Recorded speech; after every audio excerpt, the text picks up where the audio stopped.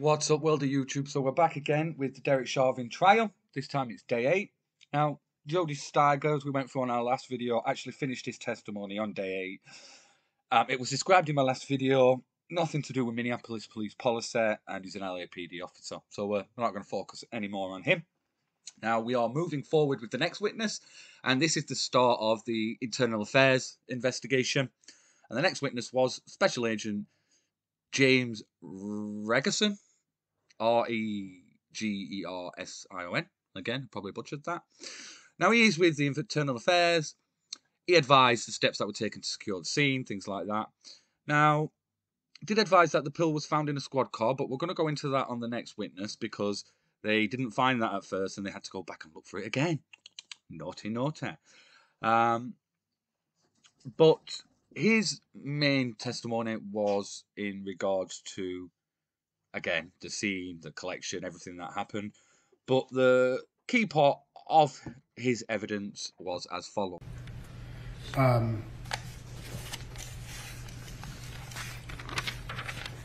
Did you review and study the body-worn cameras like very closely yourself?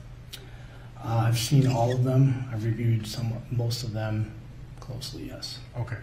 And did you attempt to understand and hear what various parties were saying at various times? Yes. Did you ever hear Mr. Floyd say, "I ate too many drugs"?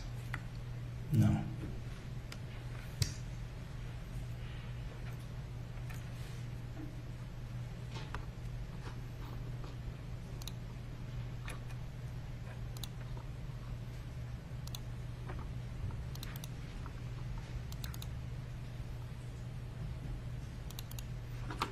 Like to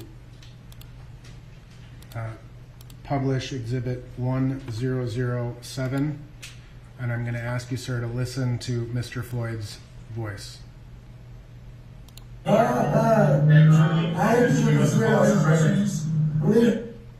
Did you hear that? Yes, I did. Did it appear that Mr. Floyd said, "I ate too many drugs"? Yes, it did. Again, the defense making a prosecution witness look like a defense witness. They had a lunch break, and the prosecution must have had a good old chat to him, because when he came back, the prosecution asked him this. 10, with the quote that you were asked about, appearing really at 20:21:01, correct? Yes. Having heard it in context, are you able to tell what Mr. Floyd is saying there? Yes, I believe Mr. Floyd was saying, "I ain't doing no drugs." The prosecution, they're sick of losing in their own case, so they gave him a bit of a telling to, and he came back out and said that. But it got worse for the prosecution. Now, the defense then again cross-examined, and they're trying to add more context into the fact that George Floyd was actually with his 2 drug dealers. And they wanted the witness to then explain what happened here. And Agent Ryerson, I'm going to ask you to watch the area of the vehicles and the passengers in the vehicles. Yes, sir.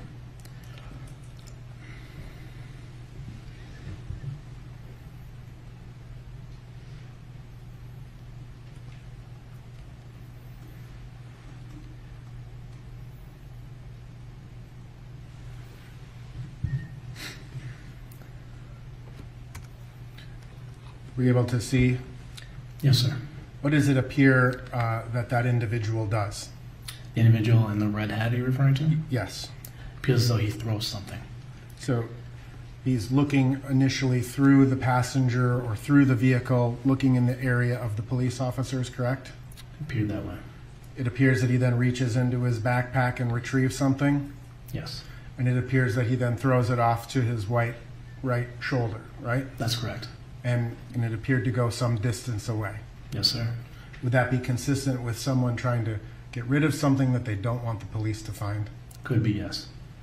I have no further questions. Getting rid of something they don't want the police to find, i.e. methamphetamine and fentanyl.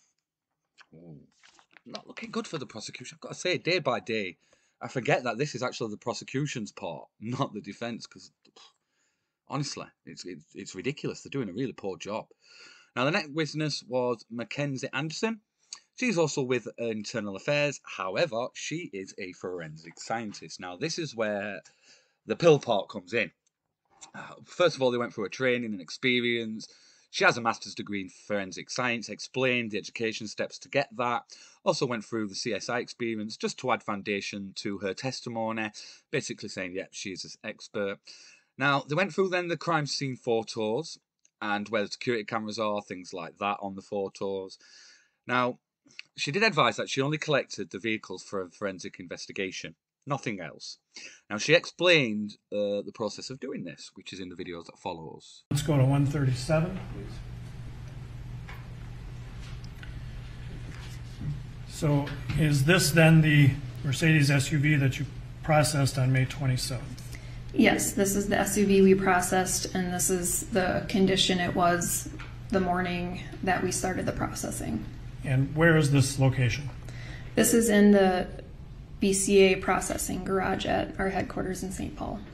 Do you remember at the time you did this processing what information you had about this vehicle itself? The information that I had that was kind of helping guide my search of the vehicle, again, was just that there was potentially some blood that could be present on either of the vehicles. The other thing that I knew about was money. The potential to have counterfeit money could be found in any of the vehicles. So I had those things in mind. Other than that, there wasn't necessarily anything specific I was looking for, just looking through to see if there's anything of note that I needed to collect forensically or investigatively. Why did you think there might be some blood to look for? Just because of the information that I had at the briefing and the scene, that there was a little bit of a struggle to perhaps get Mr. Floyd in the backseat of the squad car. And I had information that he could have been bleeding possibly from like the nose or mouth. And did you have any information about whether he may have been under the influence of something? No, I did not have that information at that time. So she explained what she was looking for. Now, the reason he asked, did you have an indication that he was on drugs at the time, is because of what I told you before. There were 2 pills seen in George Floyd's car that are on the pictures that she took in the first investigation that she didn't take to be listed as evidence. There was also pills, well, powder and pills in the squad car, again, that she didn't take to be given in evidence.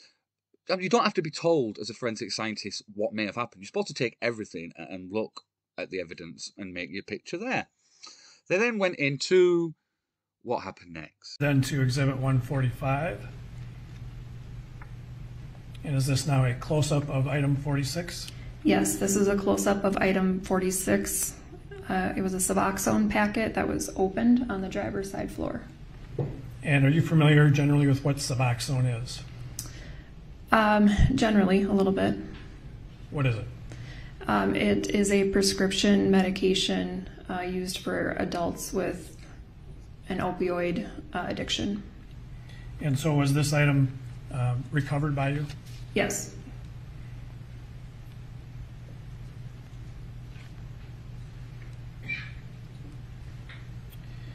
And then if we could go to Exhibit 146. Can you describe what's in this photograph, please? In this photograph is an item of evidence that has been marked as item 47, which is on the front driver's seat. And if we can go to Exhibit 147, is this then a close-up of item 47? Yes, this is a close-up of item 47, which was an unopened packet of Suboxone on the driver's seat. And can we then proceed to Exhibit 148?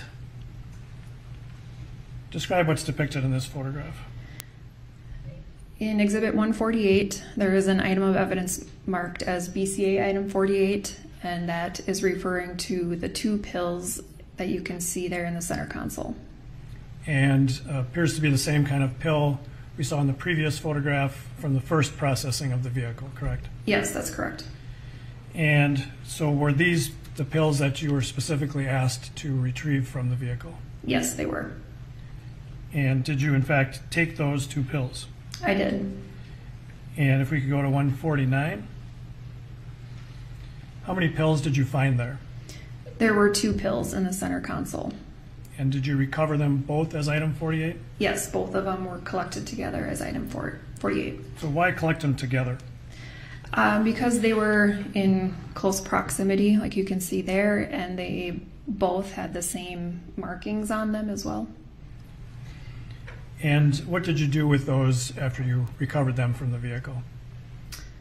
After they're recovered from the vehicle, they're packaged up by myself. They're tape sealed in a package, and they're given a BCA barcode, so then I can transfer it to the appropriate section of the lab for testing. And so was that done? Were they made available to another section of the lab? Yes, they were sent to our drug chemistry section. Going to Exhibit 168. This is a close-up of that shoe, correct? Correct. And was that shoe removed? Yes, it was. And did you, in fact, remove it? I did, yes. And did it have any apparent blood on it? No, blood was not noted on it. And Exhibit 169? And just describe for us, first of all, the shoe is missing, correct? Correct. So this photograph was taken after you removed it? Yes. And there appears to be a white spot on the floor here on the passenger side, correct? Yes. And if you want to just maybe take the stylus and draw around it. And at the time you removed the shoe, did you notice that there? I did see it, yes. And did you remove it at the time? No, I did not. Why not? At the time, again, I didn't have any information that I was looking for anything like a pill or resembling a pill. It was in the back seat of a squad car, so I wasn't exactly sure what it was, if it came off of somebody's shoe.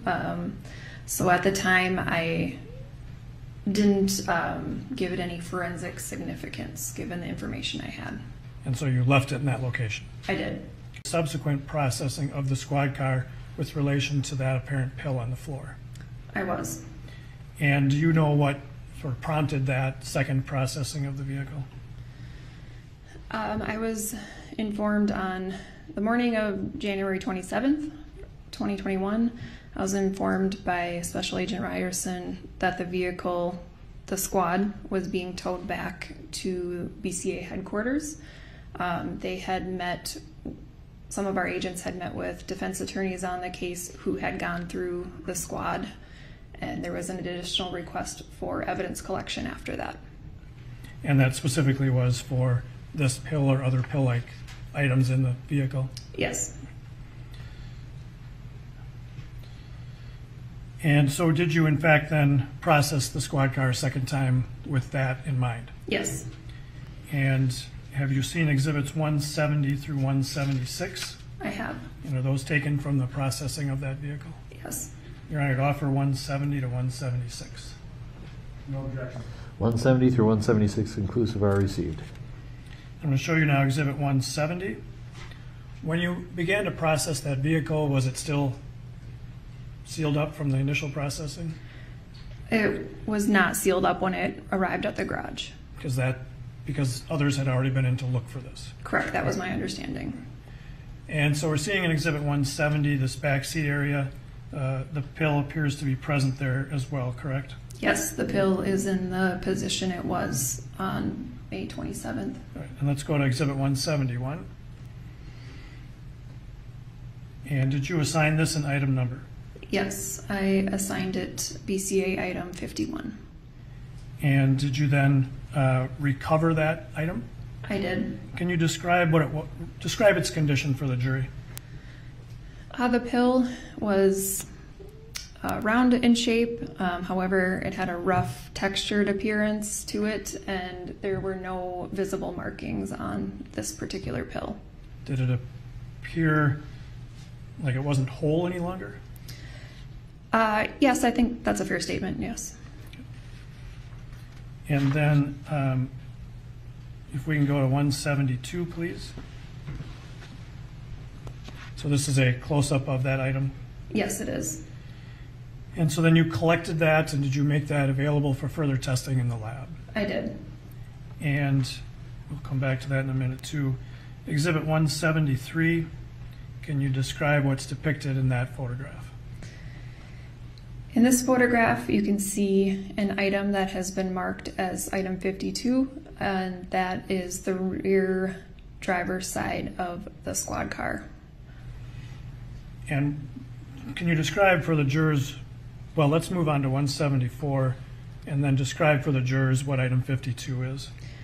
This is a closer photograph of item 52. It was a small, irregular shaped piece that could have been a portion of a pill. It had that same kind of rough textured appearance as item 51. There was no visible markings on this particular item either. Was that collected for testing as well? It was. And then going to exhibit 175, it's a little harder to see, but can you describe for the jurors what appear to be marked as items 53 and 54? Yes, so in the background of the photo is an item marked as item 53. This was a small piece of what could have been a portion of a pill. Item 54, you'll actually see two item numbers for item 54. Everything else that looked like it could have possibly been a piece of a pill, so the small remnants and the powder that were remaining, I collected together as item 54. And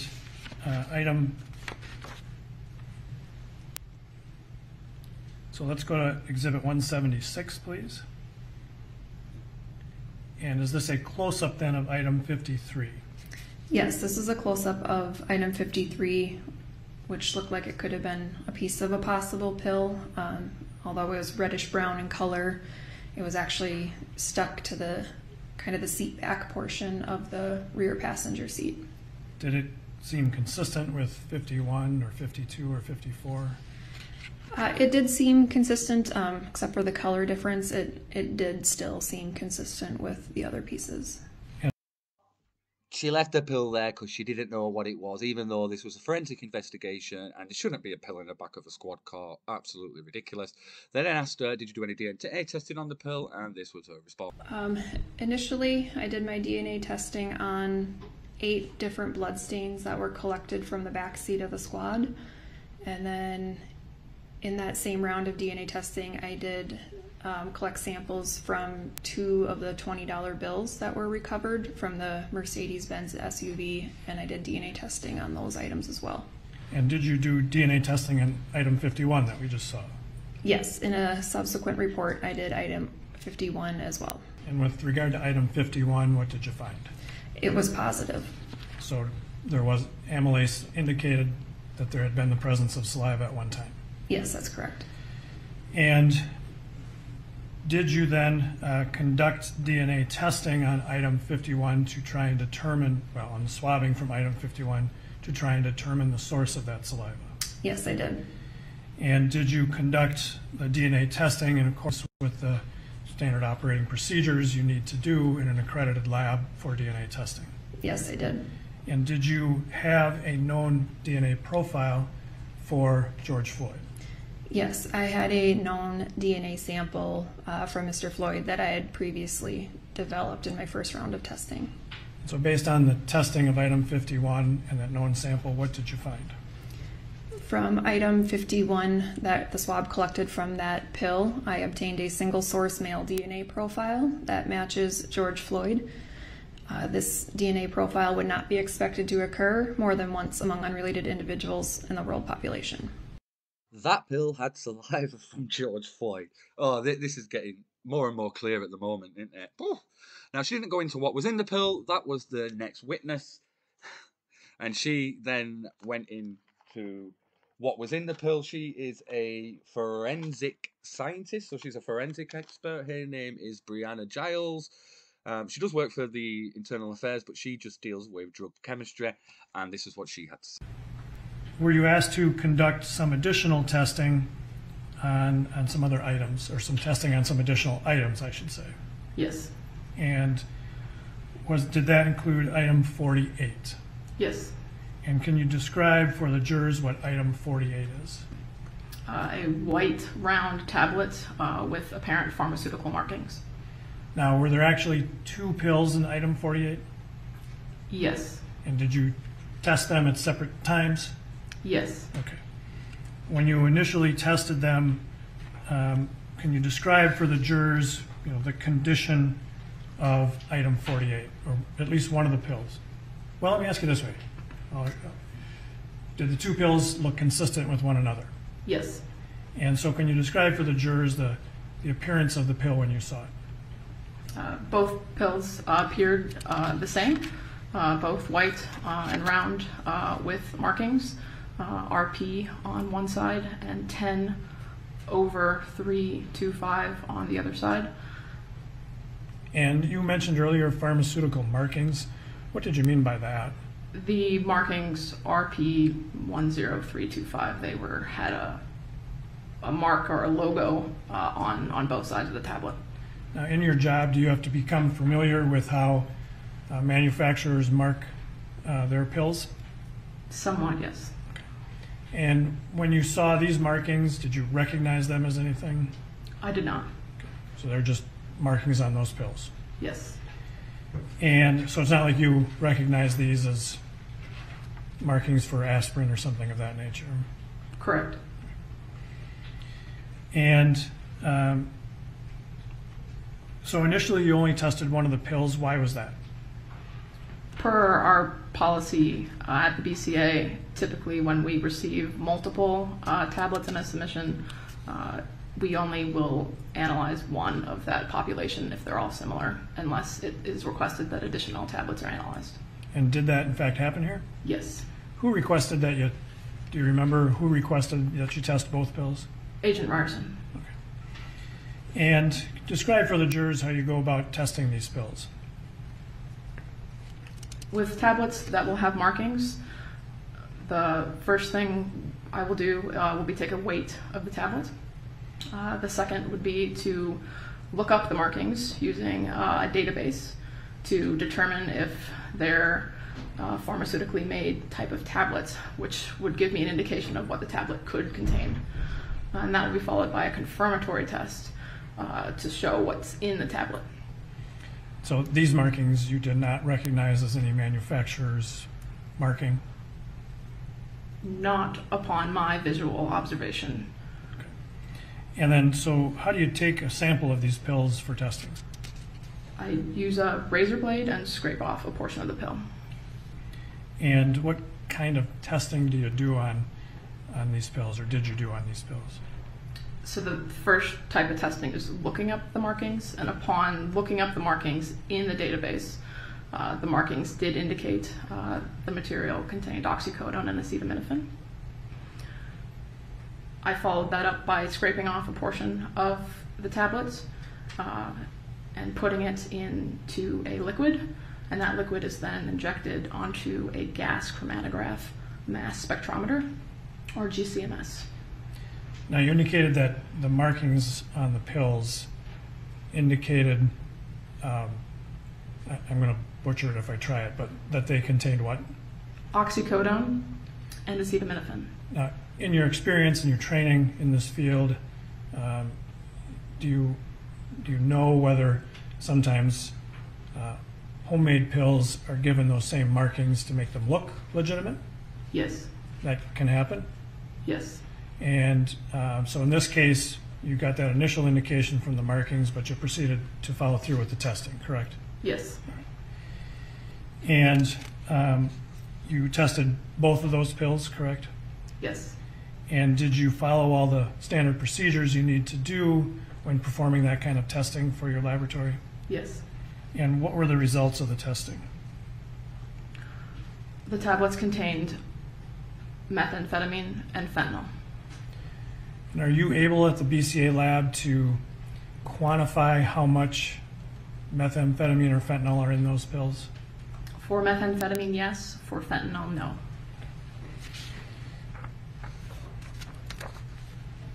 And so were you asked to do some additional testing with other items in this case?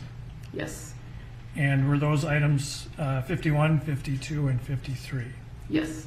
All right, so let's look at item 51 first. That item, can you describe for the jurors the condition of that item when you saw it? It appeared to be a partial white and pink tablet with no observable markings.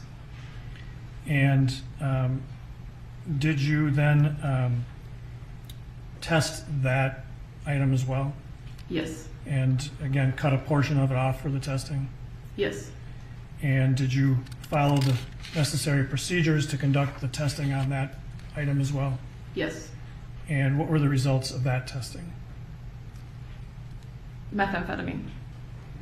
And were you able to detect any other controlled substances in that pill through that testing? Not conclusively. And what do you mean by that? Per our policies and our procedures, there are certain requirements that we have to conclusively identify a substance. Methamphetamine was the only substance that was identified. So were there other substances that were not detected in a sufficient amount to have you identify them as present? Yes. And do you know what substance that would have been that you found that way? Per our testing, I can't confirm or state any identity of those substances. Okay. And that's because you have to have you have to identify a certain amount before you can say it's present. Yes. Again, a prosecution witness, sick of saying this, but they really are not helping their case at all.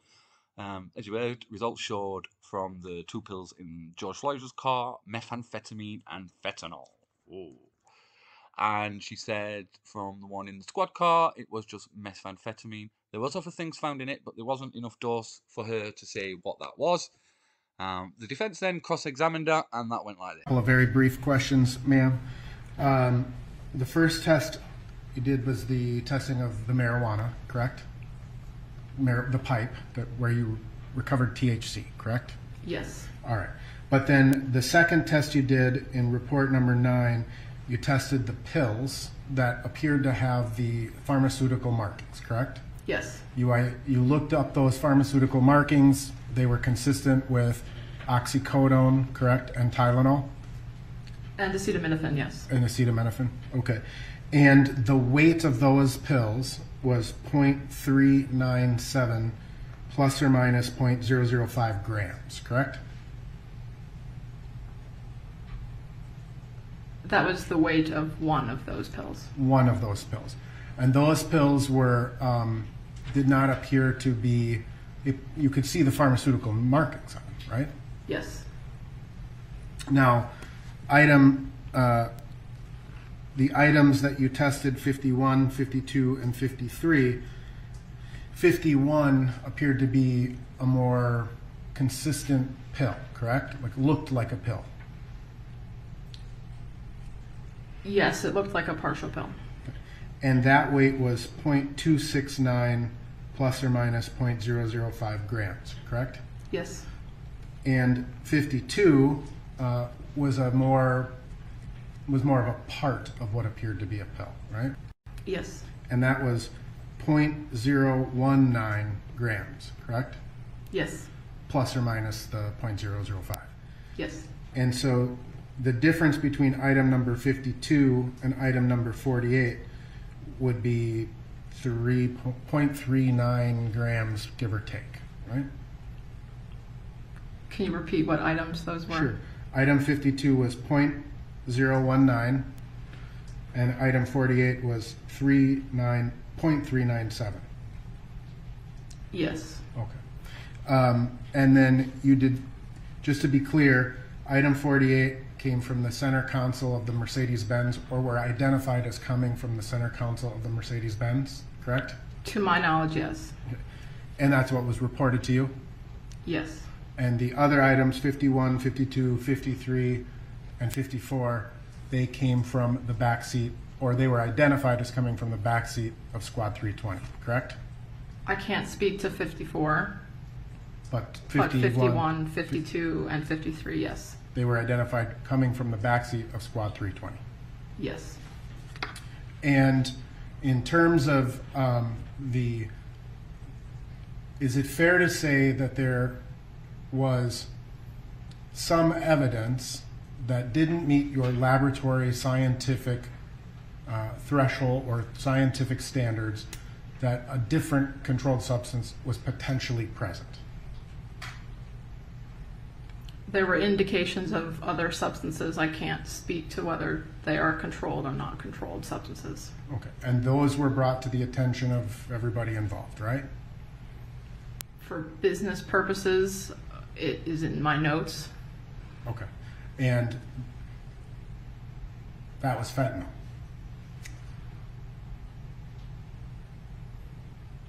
I can't confirm. Because it simply didn't meet that laboratory requirement Yes. in terms of quantity, right? The testing I did not have any type of quantitative measurement. But in terms of whatever other markings you may be looking for, right? Whatever guidelines. You can't say it was or wasn't fentanyl. Yes. I have nothing further. So the defence basically got her to say that the one in the squad car did have fentanyl in. Wasn't her words, but she couldn't deny or confirm whether it had, because there wasn't enough to quantitate her studies. So the saliva on that, the half-eaten pill, means that George Floyd spit that out when he was in back of the squad car. Really. So that means the foam as well that you saw in George Floyd's mouth on the police body cam was from methamphetamine and fentanyl, nothing to do with his breathing or anything like that. Prosecution then called one last witness for the day. Her name was Susan Neath. We're not going to show her because she said basically the same thing as what the last witness just said. But she's not with the police. She is just with a laboratory. They did go through her specialists in forensic chemistry, sort of qualifications, things like that. Now, they used her to just try and say how much was in it, blah, blah, blah, blah, blah. This is the prosecution using semantics to try and say, well, there wasn't enough to cause an overdose, blah, blah, blah, blah, blah. But we'll learn more from that when the intoxication reports and the autopsy reports come out, which I think is in the next 2 days. So we'll be reviewing that as quick as possible. But for me, this is all adding to a not guilty charge with an open mind. I can't see how this was manslaughter or murder. I think it was, in my opinion, a mixture of a lot of things, but the main reason was the methamphetamine and fentanyl. As ever, this is a debate channel, so if you are new to the channel, please subscribe. Leave your comments below. If you disagree with me, let's debate this.